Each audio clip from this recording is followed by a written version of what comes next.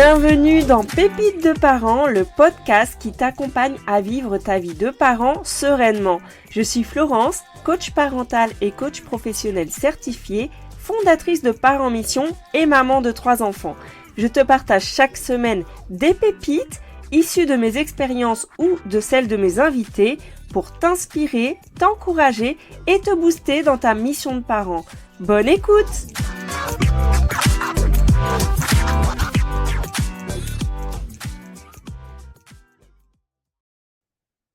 Bonjour Julita, je suis ravie de t'accueillir sur le podcast Pépites de parents. Comment vas-tu ce matin? Bonjour Florence, je suis ravie d'être ton invitée dans ce podcast et je vais très bien. Ah bah écoute, ça me fait vraiment plaisir moi de t'accueillir parce que ça fait un petit moment qu'on se connaît. Et, ce qui me plaît dans ton parcours, c'est que t'hésites pas à te lancer des nouveaux challenges. Et tu vois, aujourd'hui, je t'ai invité parce qu'on a échangé sur un projet que tu as réalisé, c'est de réaliser le GR20, une randonnée en Corse. Mais ce qui m'a Exactement. intriguée et que je me suis dit ça pourrait intéresser les parents et particulièrement les mamans, c'est de voir ce qu'on va voir ensemble, c'est de voir, bah, comment tu as fait parce que pour les mamans, c'est parfois difficile déjà d'oser rêver et ensuite d'aller au bout de leurs rêves. Ouais, c'est tout Hem, à fait ça. C'est pour les mamans, on a parfois du mal à rêver des projets personnels. c'est vrai, c'est franchement. Ouais, parce qu'on rêve et on se projette toujours sur des vacances ou des aventures, soit en couple, soit avec toute la famille, toute la tribu. Et moi, ce GR20, je l'ai fait toute seule Mmh. parce que mon mari, ça ne l'intéressait pas. Et puis, parce que ça l'intéressait pas, j'ai mis tout de même 15 ans à me décider, Mmh. mais on reviendra là-dessus. Et sans mes enfants parce que elles ont 13 et 15 ans, donc elles sont trop petites pour le faire. Mmh. Ouais, c'est ce que j'allais te demander justement parce que toi, tu es maman, bien sûr, donc je tenais à le souligner parce que s'autoriser à rêver, oser et aller au bout de son rêve, c'est pas évident. D'ailleurs, si ça t'a pris 15 ans, il y a sûrement des raisons dont tu vas nous parler.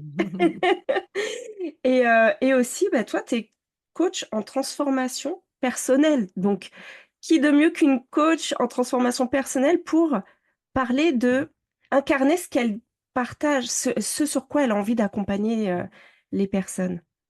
Exactement. C'était, c'était une grande motivation d'aller dans ce projet-là en me disant, attends, au quotidien, tu encourages les gens, tu accompagnes, tu les soutiens dans les projets, tu les pousses dans leur retranchement, mais toi-même, qu'est-ce que tu as envie de réaliser? Waouh! Alors du coup, tu vas nous partager tout ça. Restez jusqu'au bout parce que Julita, c'est une pépite qui a plein de choses à partager. Dis-nous comment ça t'est venu, l'idée de réaliser les GR20 déjà? Comment tu as connu? Parce que moi, tu me l'as fait découvrir, je ne connaissais pas. Ok. Alors pour tous ceux qui ne connaissent pas, c'est une randonnée renommée la randonnée la plus difficile d'Europe. Donc elle se passe en Corse et elle traverse la Corse de nord au sud ou de sud au nord. Ça dépend par quelle direction on va le prendre. Et donc ça se passe dans les montagnes corses. C'est pas un séjour au bord de la plage. Mmh. On est au milieu de la Corse et on traverse les montagnes. Il y a 16 étapes et j'ai envie de dire ici que chacun a son GR20 parce Mmh. que il y a des étapes que les gens doublent ou triplent. Il y en a qui le divisent en deux parce que c'est trop compliqué. Il y en a qui font que le sud, il y en a qui font une partie et c'est vraiment très personnel en fonction des envies, de la forme physique et de temps qu'on a à consacrer parce que c'est une aventure, il faut y aller, il faut passer du temps. Mmh. Et c'est un sujet surtout pour les parents Mmh. parce que c'est une absence qui est assez significative à la maison. D'accord, ça dure combien de temps du coup? Alors, du coup, ça dépend Toi, tu l'as qui voilà, tu en moi, général, en j'ai moyenne, pris 15 jours. d'accord. On a prévu 13 étapes, donc on a décidé de faire un pas sur, 3 dernières étapes du nord et dans notre parcours, on a eu des la météo qui n'était pas, très bonne. On l'a fait en septembre, donc on l'a commencé le 9 septembre et pour finir le 22. Et pendant cette période, il y avait beaucoup d'orages, beaucoup de pluie, beaucoup de conditions difficiles. Et puis Mmh. il y a 2 jours où on n'a pas pu un jour où on n'a pas pu randonner D'accord. parce qu'il y a eu des alertes orages et un arrêté préfectoral qui disait, «Vous ne randonnez pas». Ce qui nous a, empêchés de faire finalement 2 étapes parce qu'on ne peut pas s'extraire de cette randonnée à chaque étape. Il n'y a pas de route souvent. Donc il Mmh. fallait qu'on s'arrête, ce qui fait qu'il nous reste 5 étapes du Nord que nous avons décidé de faire en juillet 2025. D'accord, à Parce qu'on ne nouveau. peut pas laisser le GR20 comme ça avec 5 étapes du Nord. C'est des étapes qui sont les plus difficiles, donc les plus intéressantes. Et donc, nous avons, randonné pendant 11 jours, Mmh. C'est p déjà, oui, comme tu dis, une période, à laquelle il faut s'organiser. c'est ça et on était, absentes parce que c'était avec, une amie qui est maman, pareil et nous étions absentes, pendant 15 jours. D'accord et 15 jours pour certains parents, déjà même un week-end, ça peut paraître, impossible. Ouais. Après, ça dépend de l'âge des enfants et puis Bien sûr. des situations dans la famille. Moi, la situation était, autant plus particulière, c'est que c'est une année où mon mari est en mutation professionnelle au Brésil. Mmh. Donc il n'était pas là Donc c'est encore et plus incroyable là, ce que tu me dis. et donc pour pouvoir le faire, j'ai, demandé à mes beaux-parents Mmh. de venir, heu, garder les enfants. Mes beaux-parents qui habitent quand même 600 kilomètres de chez moi, donc c'était aussi un sacrifice de leur part et donc je suis très, très reconnaissante, de cette, aide qu'ils m'ont offert et donc pour eux, c'était le plaisir de passer, 15 jours, avec leur petite fille, mais c'était 15 jours où il fallait tout gérer parce que c'était malgré tout la rentrée. Mmh. Il y avait toutes les activités périscolaires qui se mettaient en place. Il y avait même des réunions de parents que ma belle-mère a assurées. Ah. Heu, donc c'était une année où moi je l'ai décidé, j'ai envie de dire égoïstement, mais j'assume Mmh. parce que, effectivement, j'ai dit: «Cette année-là, en septembre, je fais le GR20». Et ce qui est arrivé par la suite, j'ai géré petit à petit. C'était la rentrée au lycée de ma grande, Mmh. c'était, ma petite, rentrée en quatrième, donc c'était un peu plus fluide. Mais il y avait des réunions de parents, il y avait les inscriptions, à toutes les activités. Il y avait, plein de choses à gérer et je me suis dit: «Mais je ne suis pas la seule personne qui peut gérer ça». Mmh. Donc ça démontre un certain lâcher prise, dont tu vas nous parler, hein, aussi, mais j'aimerais te demander, au-delà, tu vois, de tout ce qu'il y a à mettre en place et organiser, qu'est-ce que toi t'a permis de t'autoriser à rêver justement ce projet, à le faire à cette période-là? Et tu as dit très égoïstement, tu l'as fait. Qu'est-ce qui fait que tu te dis ce mot-là? Parce que je Je pense que si j'avais demandé, honnêtement, l'avis des uns et des autres, il aurait préféré que je reste à la maison. Mmh.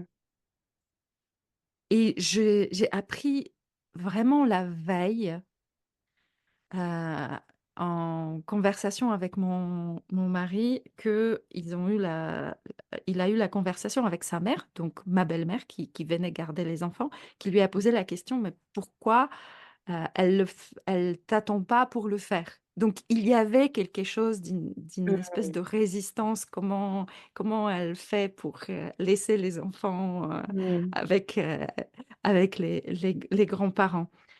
Hem Je sais que pour ma grande, c'était peut-être une période qui était un peu compliquée. D'ailleurs, j'avais très peu de connexion sur le GR20. On passait 2-3 jours sans aucun réseau. Donc, le contact était, assez réduit et je sais que quand je l'ai appelée, elle était, plutôt, «Ah, c'est compliqué». Mmh. Donc c'est ça ce qui me fait dire que si j'avais pris encore une fois, les besoins des uns et des autres, les avis des uns et des autres, j'aurais pu ne pas le faire. Mmh. Mais j'ai décidé et je l'ai pas pris comme égoïste. J'ai utilisé ce mot, mais je me rends compte qu'il n'est pas juste, il sonne pas juste pour moi. C'était vraiment, hem, j'étais prête à assumer, cette partie-là. Comme je te disais, moi le GER, ça me faisait rêver depuis une quinzaine, pour ne pas dire vingtaine d'années. Je voulais le faire avant avoir les enfants et ma grande, Mmh. en janvier, va avoir 16 ans. Ouais.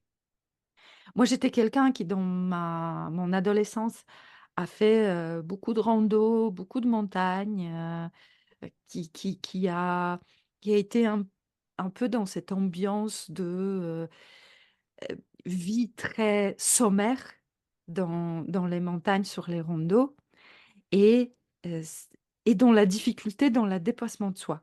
Mmh. Parallèlement, je suis toujours dans la pratique de sport et j'aime bien me dépasser et donc cette randonnée qui est la randonnée la plus difficile d'Europe me faisait rêver et je voulais me aller tester mes limites sur cette randonnée-là. Mmh. Il fallait juste le décider. Et oui, tu l'as dit, tu l'as décidé, mais aussi tu aurais pu non seulement écouter les avis des autres et c'est pour ça que je me suis dit: «Tiens, ce mot-là, si tu l'as employé, il y a c'est pas le mot qui était juste pour toi, mais c'est le mot qui est ambiant, tu sais, chez Oui, toutes les mamans, quasiment, hein, pas toutes parce qu'il y en a qui ont fait un chemin quand même, sur elles pour elles, mais beaucoup de mamans se disent: «C'est égoïste de laisser les enfants alors que, c'est tel moment» ou parce que, de penser à moi, c'est égoïste. Or, tu le partages très bien, c'est quand même un rêve que tu avais depuis longtemps. C'est quelque chose qui, hem voilà, je pense que tu as attendu le bon moment pour toi aussi.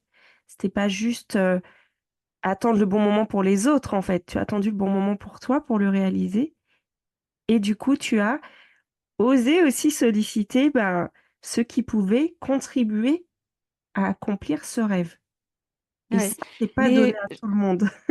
je voudrais revenir sur le bon moment. Il y a certainement, dans notre parcours, un moment qu'on ressent comme propice, Mmh. mais le bon moment n'arrive jamais et Waouh! c'est au moment où moi j'ai compris ça, que plus tu attends, heu, plus tu vas trouver des excuses ou moins ça va être le bon moment, Mmh. que j'ai décidé: «OK, ce sera en septembre 2024» et je l'ai décidé, je me souviens, en juillet 2023 et on était, en train de discuter avec mon mari. On venait de prendre la décision que pour sa mutation professionnelle, il va aller au Brésil tout seul. Parce qu'il y avait aussi cette, discussion: «Est-ce qu'on y va tous?» Puis on a pesé les pour et les contre. C'est une mutation de 15 mois, donc c'est assez long pour, vivre, une séparation familiale, Mmh. mais c'était assez court pour chambouler la vie de tout le monde. Donc C'est on a pris un cette changement aussi, hein, décision. de la mutation d'un parent à l'étranger et tout ce que ça implique, c'est un gros changement aussi. Absolument. C'est toute une organisation, c'est tout un parcours Mmh. et au moment où on a pris cette décision, j'ai eu ce déclic et j'ai dit à mon mari: «Dans ces cas-là, moi, en septembre 2024, je fais le GR20». Et c'est un sujet qui est revenu plusieurs fois dans notre vie parce que, comme je t'ai dit, en 15 ans, on a eu le temps. Mon Mmh. mari m'a regardée: «Mais tu as toujours ça en tête?» J'ai dit: «Mais c'est plus fort cette fois-ci et je vais le faire». Et il m'a regardée, je pense qu'il y avait quelque chose de déterminant dans ma manière de le dire cette fois-ci, parce qu'il m'a dit: «OK, entraîne-toi bien». Mmh. Après, tu as parlé des autorisations. Personnellement, je sais que c'est pas le cas de tout le monde et pour, mon amie qui a fait avec moi, je sais que c'était pas un sujet pour elle. Pour moi, c'en était un, c'est de s'autoriser de, prendre le budget. Parce que c'est un certain budget. Pour tout vous dire, je crois que, au final, alors j'ai pas fait des comptes très précises à la fin, mais entre 1 500 et 2 000 €. Et prendre ce budget juste pour soi. Mmh. Ne pas payer, les vacances familiales, ne pas, voilà, faire s profiter des autres, se dire: «Cet argent, tu le dépenses juste pour toi». C'était une autorisation que j'ai dû m'accorder. Ouais. C'était une réflexion effectivement. Et comme, tu as dit, non seulement, s'autoriser à voilà, à dépenser, un budget pour soi et aussi tu as dit que le bon moment n'arrive jamais et en fait, ce que je comprends, c'est que le bon moment, c'est surtout quand tu le décides. Oui, mais à quel moment décider? Ouais. C'est ça. Parce que, tu vois, dans nos travails de coach, on voit cette transformation chez les autres parce qu'ils décident. Mmh. Déjà, ils décident de rejoindre nos accompagnements, donc investir sur quelque chose qui leur est cher et à partir de là, il y a, un fonctionnement qui s'enclenche. Mais c'est cette décision, ce moment, à qu'est-ce qu'il te permet de dire: «J'ai décidé». Et toi, Ah, tu l'as exprimé comme une envie plus forte? moi je l'ai ressenti vraiment comme une inspiration, mais ce qui va être intéressant, c'est que, depuis que je suis coach, donc ça fait 5 ans, heu, je me suis autorisée de vivre par inspiration, Mmh. de vivre des choses qui m'inspirent. Avant, j'étais beaucoup dans le devoir, Mmh. dans le sacrifice, dans, une certaine, recherche de plaire aux autres Mmh. et au moment où j'ai décidé, c'est parti d'une décision aussi, que mon moteur à moi, c'est l'inspiration, c'est une vie épanouie, c'est le dépassement de soi, je me suis autorisée d'aller sur ce terrain-là et je pense que c'est de cette décision-là qui a découlé, la réalisation du GR20. Mmh. Et entre le moment où tu as justement décidé de le faire et de le réaliser, comment ça Mmh. s'est passé pour toi pour, voilà, solliciter? Comment tu t'es dit, que tu allais faire pour, planifier et aller jusqu'au bout? Alors au moment où je l'ai décidé, j'ai tout de suite, parlé à mes beaux-parents qui m'ont tout de suite dit «oui», donc je ne l'ai plus jamais remis en question. Ce qui était par la suite compliqué pour moi, c'était de passer d'une étape à l'autre et de rester focus et rester déterminé. C'est-à-dire que quand, il fallait, s'intéresser aux étapes, qu'est-ce que je fais comme étape? Mmh, Où est-ce que je dors? Comment je réserve les hébergements? Comment je réserve, les trajets pour la Corse? Donc c'était finalement un aller-retour en avion, parce que ça peut être en ferry, Et en fait, là, dans cette étape, je pense que j'aurais pu flancher. J'aurais pu me dire: «Non, c'est trop compliqué. Non, c'est trop cher. Non, c'est trop difficile». Et en fait, j'ai une immense gratitude pour 2 personnes qui sont parties avec moi, parce que quand je l'ai décidé, j'étais décidée d'y aller même toute seule. Mais à force de parler autour de moi, il y a 2 personnes qui m'ont dit: «Mais c'est mon rêve à moi aussi. Est-ce qu'on, peut faire équipe?» Donc j'ai eu mon petit équipage, comme je les appelais. C'était Gaëlle, une amie et un ami, Dominique.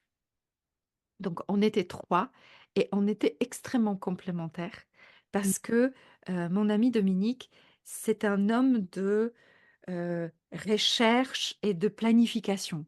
Donc c'est lui qui a fait tout le programme. Ça m'a vraiment déchargée de la partie qui m'inspirait pas du tout.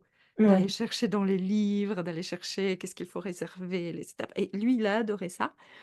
Ce qui était difficile pour lui, c'est quelqu'un qui est assez introverti, c'est d'appeler, c'est d'aller, chercher sur internet, comment réserver les choses. Donc il est arrivé, on a eu une réunion et il est arrivé avec tout le programme et nous, on a juste eu à réserver, Mmh. à appeler, donc c'était merveilleux. Après, il y avait aussi la discussion de: «Est-ce qu'on le fait de sud au nord, de nord au sud?» Et après, il y avait toute la préparation, physique à faire. Oui, j'imagine, ouais, avant de partir, c'est ça? Absolument, Mmh.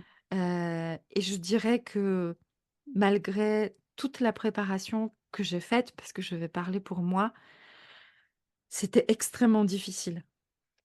Mmh. C'est vraiment une rando pas comme les autres. C'est moi, j'ai vécu des moments physiquement extrêmement compliqués.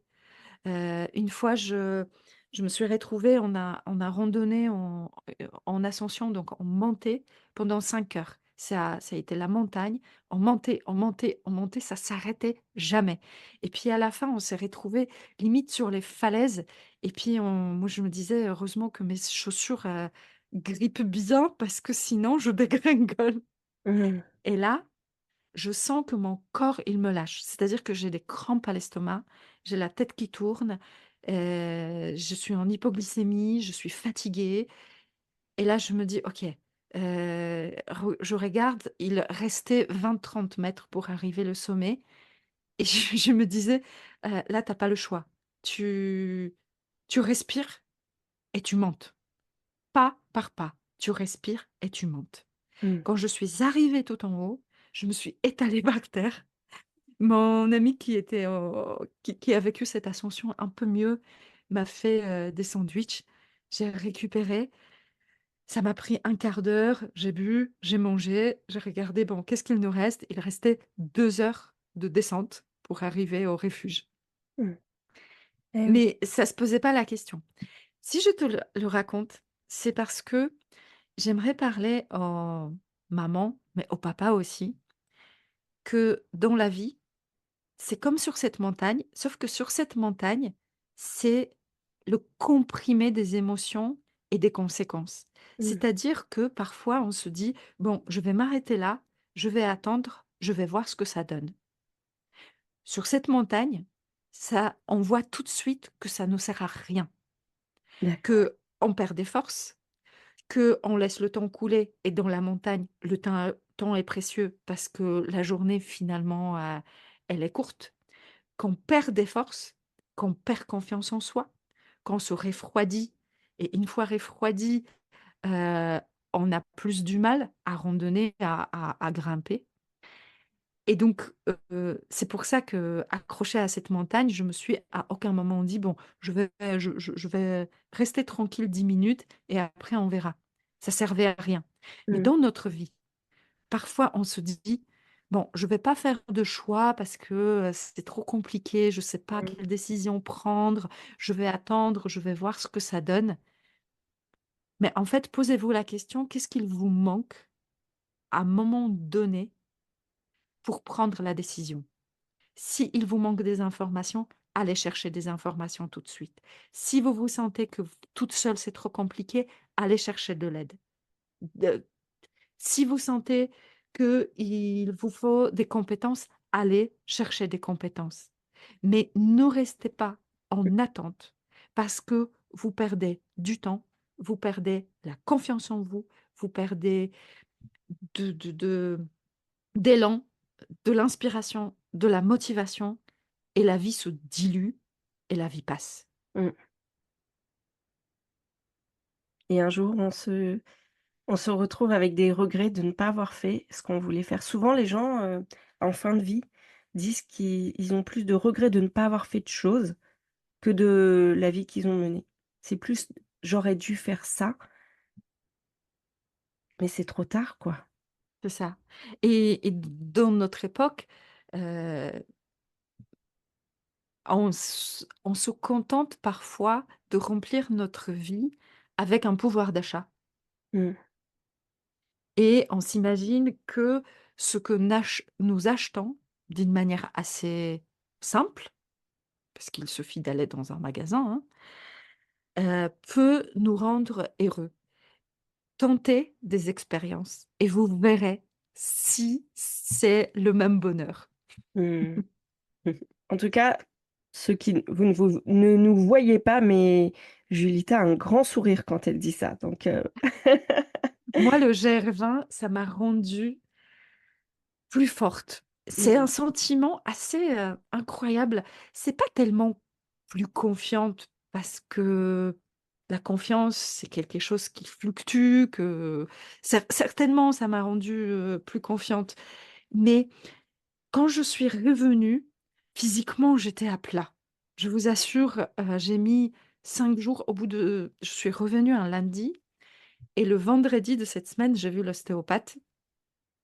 L'ostéopathe m'a dit: «Ouh là là là là, ton corps, il a bien, bien pris, sur lui pour faire ce que tu lui as demandé de faire», et comme il a relâché toutes les tensions et toutes les blocages que j'ai pu, créer pendant ces 15 jours qui étaient rudes, mais pendant le week-end, j'étais morte.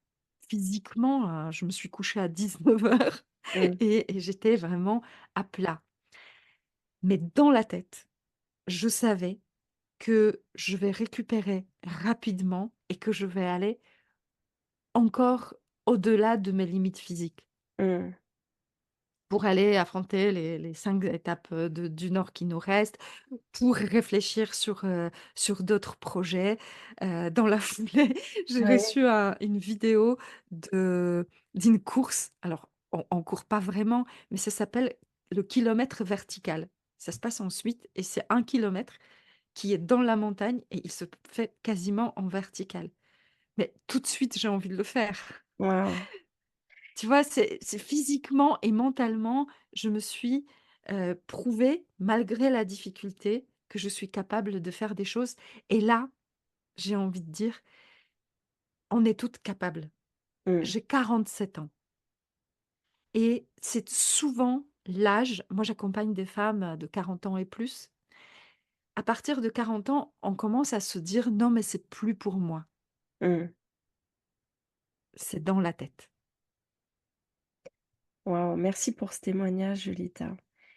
Merci beaucoup parce que, tu sais, moi, quand je vois des femmes plus mûres que moi, souvent, je me dis: «Bah, ça va, j'ai pas peur de vieillir» parce que je vois toujours des je m'identifie à des femmes qui sont plus dynamiques et plus rayonnantes que moi. Du coup, je me dis: «Oh, ça va, j'ai pas peur de vieillir», du coup. Ouais, c'est Et en une tout très cas, belle ça montre que inspiration.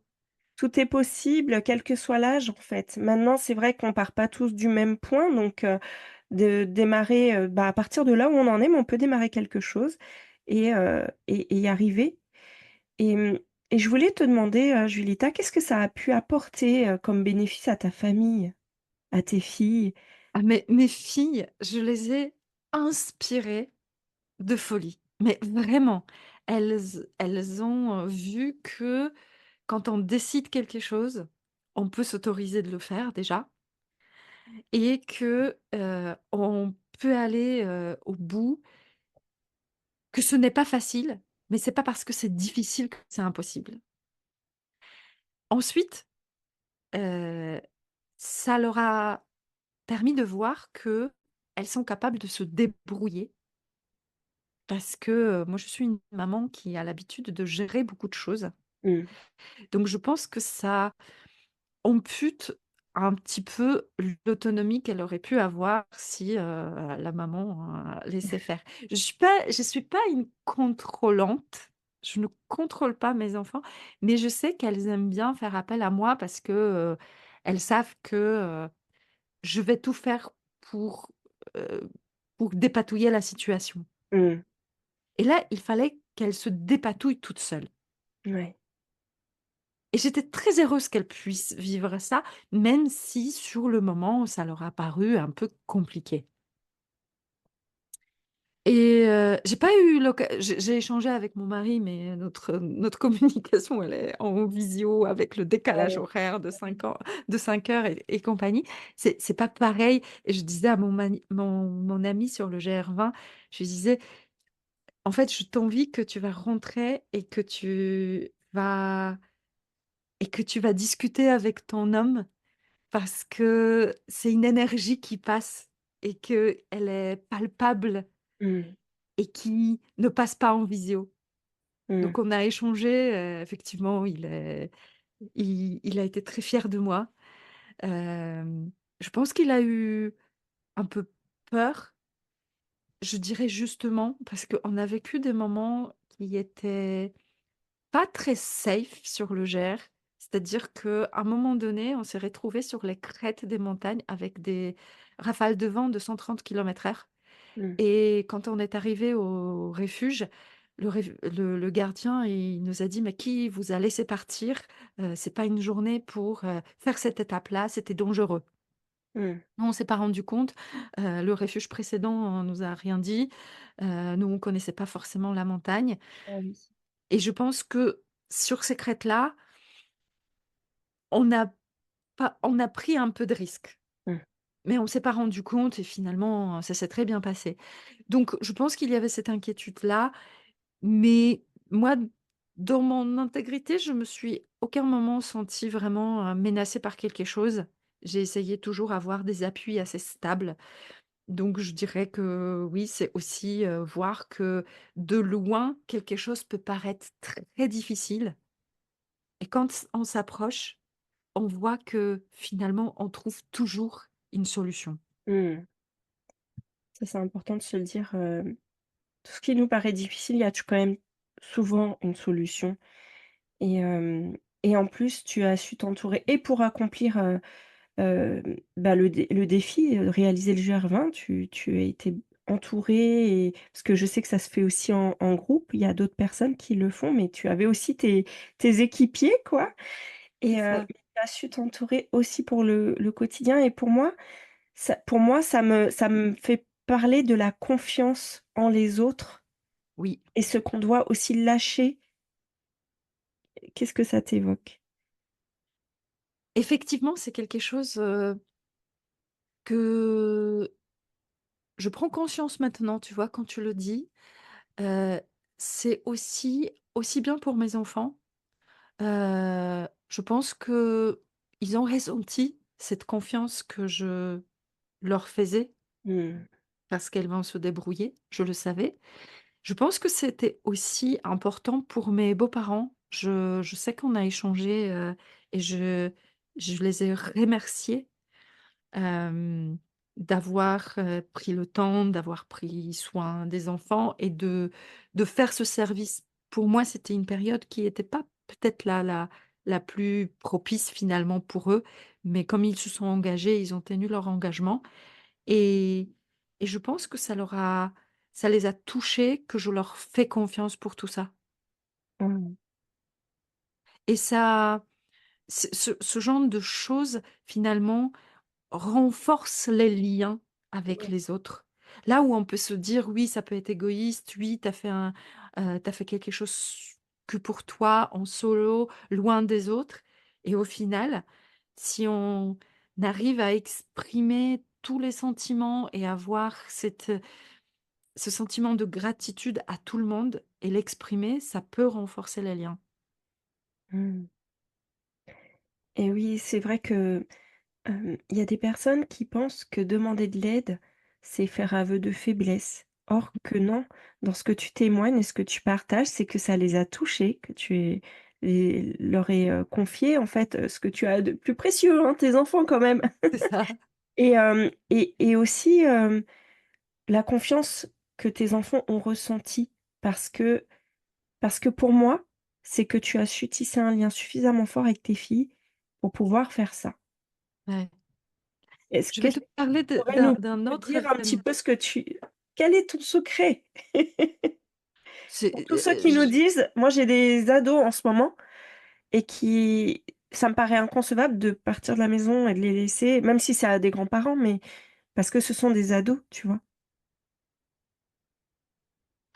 moi, je trouve que les ados sont formidables, quand on arrive à se mettre à leur niveau. C'est pas pour dire qu'ils ont un niveau plus bas, c'est vraiment un niveau différent.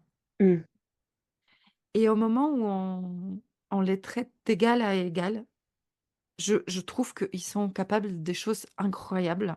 mmh, Heu, moi, j'ai de la chance d'avoir une relation vraiment géniale avec mes 2 ados. Hem, mais je le constate aussi parce que cette année, je fais des ateliers de développement personnel en troisième au collège. Alors c'est un gros challenge aussi pour moi, heu et je constate, ça et je pense que c'est moi, ce qui m'a permis, c'est du lâcher prise.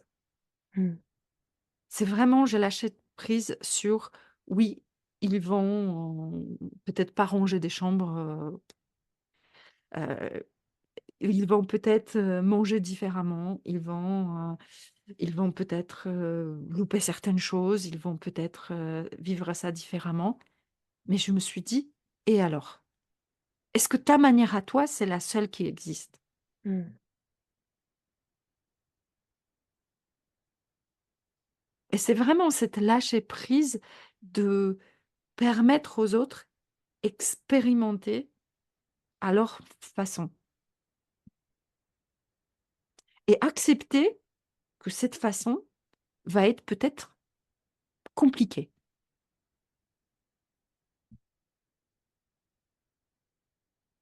je marque un silence parce que ça me fait réfléchir en même temps. Je comprends. Oui, c'est quelque chose qui, je pense, on a beaucoup besoin on a besoin de se poser dessus. Mmh, C'est qu'est-ce que je cherche à remplir en moi en contrôlant mes enfants ou en les obligeant de faire comme je veux ou de s'imaginer que ce que je veux est la meilleure manière de faire. mmh, C'est forcément quelque chose, heu, qui a pour l'objectif de remplir une partie de nous. mmh, Soit se dire que je suis une bonne maman, soit se dire que je suis une bonne fille parce que je fais comme on m'a appris, mmh, soit, je remplis, des cases, de la société, soit je dois le faire parce que j'ai tellement peur pour eux que s'ils font comme ça, je sais qu'ils vont réussir. Donc ça remplit, ça baisse notre anxiété, qu'est-ce qu'ils vont devenir, en fait. mmh. Et au final, aussi quand tu fais baisser ton enfin quand tu fais confiance et que tu as réussi à tisser le lien suffisant aussi pour avoir cette confiance. Tu me parlais tout à l'heure, avant qu'on commence de que ça faisait baisser ta charge mentale, donc ça baisse aussi ton niveau d'anxiété? Absolument et en fait, moi, ce qui était, formidable, mais que j'ai pris parce que c'était là et ça servait à rien de lutter, c'est que je suis partie et comme je t'ai dit, il y avait très peu de réseaux. Il y avait parfois, des refuges, il y avait absolument zéro connexion, donc c'était même pas la peine. Donc comme je dis zéro connexion, c'est zéro connexion internet, 0 connexion, téléphonique, donc pas d'appel, pas de message et c'est dans ces moments-là que tu te dis: «OK, tu as laissé tu as ton quotidien en main des autres, tu leur as fait confiance, donc vis ce que tu as à vivre là, maintenant. Et se déconnecter de tout, parce qu'on parle de déconnexion de réseaux sociaux, mais finalement, c'est aussi la déconnexion des messages que les autres peuvent vous envoyer. C'est aussi la charge mentale, il faut que j'envoie un mail, il faut que j'appelle un tel, il faut que je m'intéresse à un tel. Tu prends cette bulle-là et tu te dis, OK, je chemine, je me suis donné ce temps-là pour moi et je vais le vivre. Alors sur le GR20, c'est assez facile parce qu'on est tellement dans la difficulté physique qu'on n'a pas la place pour autre chose. Oui, oui, c'est sûr. C'est fou, hein. Je t'imagine sur cette montagne où il te restait 20 mètres devant toi. À ce moment-là, tu peux pas penser: «Tiens, est-ce que, voilà, quand enfin, non, tu es concentré sur ce que tu vis à ce moment-là. Tu es Mais pleinement à chaque instant, parce qu'on ne vit pas que ça, il y a quand même beaucoup d'ascensions, beaucoup. Mais pour moi, finalement, ce qui était plus compliqué, c'était des descentes, parce que ça sollicitait les genoux et ils ont pris cher. Et finalement, c'était sur un terrain qui était très caillouteux. Donc, à chaque instant, il fallait vraiment être concentré sur son pas pour ne pas se fouler la cheville. oui.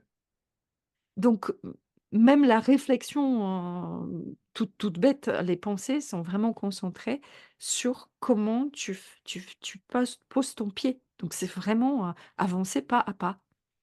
C'était vraiment expérimenter ça. Mmh. Mais pour juste la cerise sur le gâteau, je vais te partager une dernière chose, c'est que la veille de mon départ, je reçois un message de ma sœur qui me dit: «La mamie est mourante». Ma mamie d'amour, Mmh. qui est en Pologne, elle est tombée la veille et toute la famille a eu vraiment peur que elle, qu'elle s'en aille à cause de cette chute.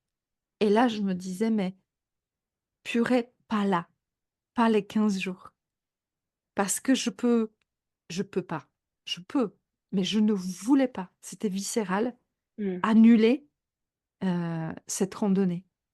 Donc il fallait que je m'autorise à la toute fin de dire: «Je vais y aller, même si ça m'empêchera de participer au potentiel hypothétique obsèque de ma mamie». Mmh. Heu, Dieu merci, la mamie est toujours là Mmh. et je vais la voir, je crois la semaine prochaine. Finalement, elle s'est remise de sa chute. Bon, ça l'a un peu impacté, mais elle est toujours en vie et j'espère de pouvoir la voir la semaine prochaine. Mais c'était difficile comme autorisation. Bien sûr, bien sûr. Donc voilà, la En tout cas, vraiment, merci parce que c'est vraiment un partage, hyper inspirant et j'espère que tous toutes les mamans et tous les parents qui nous écoutent vont ressortir avec, ben, des nouvelles envies, des Ouais, nouveaux, rêves et en imaginant le bienfait que ça va apporter aussi à leur famille parce que du coup de là va découler plein de choses en fait. De cette ouais. décision va découler plein de choses. Donc merci pour ton partage Julita et pour ceux qui veulent suivre, ce que tu partages justement sur les réseaux, tu peux nous redire le nom de ton principal réseau que tu utilises? Alors c'est Instagram, Julita Bautrix, donc le l'orthographe que vous Il y a pas trouverez un peut-être en tiret ou quelque chose, non, je non. crois pas.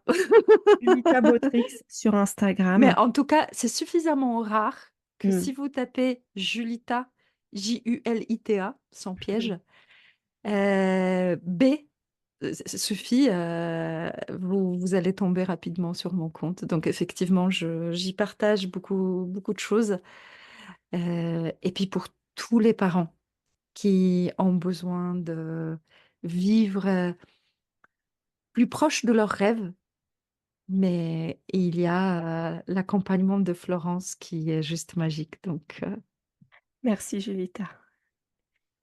Alors on va clôturer cet épisode. J'ai plus envie de te laisser bien sûr, mais bon, on vous souhaite à tous une bonne semaine et puis, bah partagez cet épisode parce que ça peut inspirer beaucoup de personnes. Donc partagez-le. Ne le gardez pas pour vous. Si vous a plu, partagez-le. Et puis, on se retrouve pour le prochain épisode des Pépites de parents. À bientôt. À bientôt, Merci Junita. beaucoup, à bientôt.